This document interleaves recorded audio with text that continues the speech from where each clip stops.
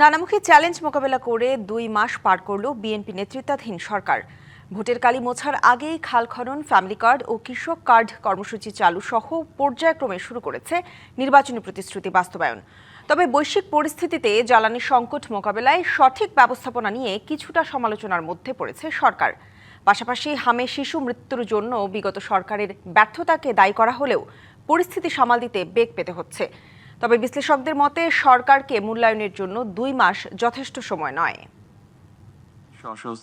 রাষ্ট্র পরিচালনায় গত ১৭ ফেব্রুয়ারি নিরঙ্কুশ সংখ্যাগরিষ্ঠতা নিয়ে শপথ গ্রহণের ২ মাস পার করল বিএনপি সরকার। এই সময়ে দল হিসেবে বিএনপি নির্বাচনের আগে দেওয়া একাধিক প্রতিশ্রুতি বাস্তবায়নের কাজ শুরু করেছে, যা রাজনৈতিক অঙ্গন সহ প্রশংসা কুড়াচ্ছে বিভিন্ন মহলে। বিশ্বস্তার সহিত পালন করিব। ফ্যামিলি কার্ড কর্মসূচি চালু সহ মসজিদের ইমাম মুয়াজ্জিন ও ধর্মগুরুদের মাসিক সম্মানের ব্যবস্থা করেছে সরকার। প্রায় ১২ লাখ ক্ষুদ্র ও প্রান্তিক কৃষকের সর্বোচ্চ ১০,০০০ টাকা পর্যন্ত ঋণ মওকুফ করার পাশাপাশি ২২,০০০ কৃষকের হাতে তুলে দেওয়া হয়েছে কৃষক কার্ড। খাল খনন কর্মসূচির আওতায় ২০,০০০ কিলোমিটার খাল ও জলাশয় খনন কাজ শুরু করেছে সরকার।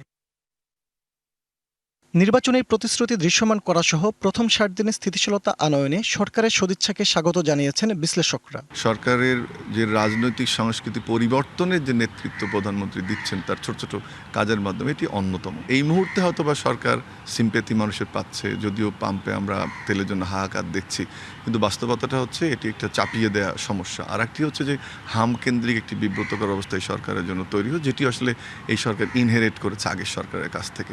সরকারের সবচেয়ে বড় সফলতা যেটা আমি মনে করি যে সামাজিক স্থিতিশীলতা এসেছে, এবং তার সবচেয়ে বড় উল্লেখযোগ্য বিষয় হচ্ছে যে মব সন্ত্রাস যেভাবে লাইসেন্স পেয়েছিল অন্তর্বর্তীকালীন সরকারের সময়, সেটি কিন্তু পুরোপুরি না হলেও ৯০% কমে এসেছে, বিক্ষিপ্ত ২-১টি ঘটনা ছাড়া।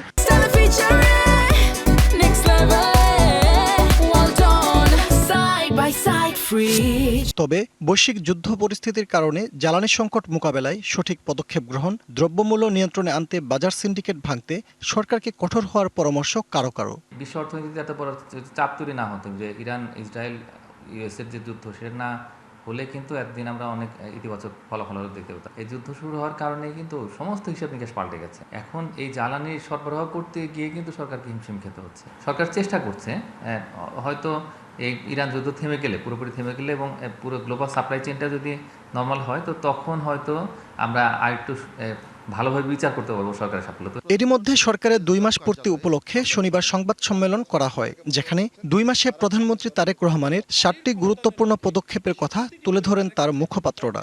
১৮০ দিনের যে কর্মপরিকল্পনা গ্রহণ করেছে তা এক অবিস্মরণীয় অর্জন।